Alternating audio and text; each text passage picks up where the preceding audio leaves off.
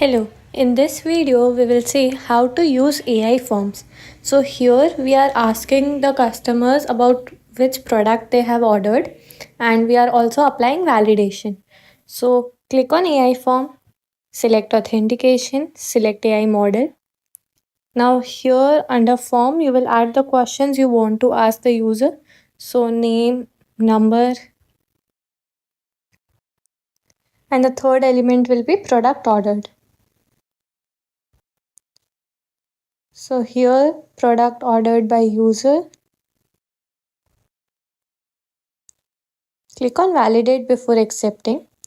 Here you can choose text, email, image, video, PDF or custom values. I'm selecting custom values here and I'm adding kurti, sarees and lehenga. Click on save.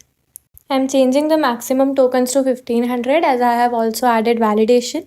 Save this block. In the next block, I'm sending a message mapping all the values that I'm asking.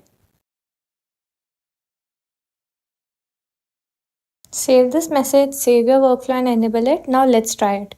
So I have entered the trigger keyword here. What is your name, number, which product did you order? So it has also sent available options. So I'm writing none.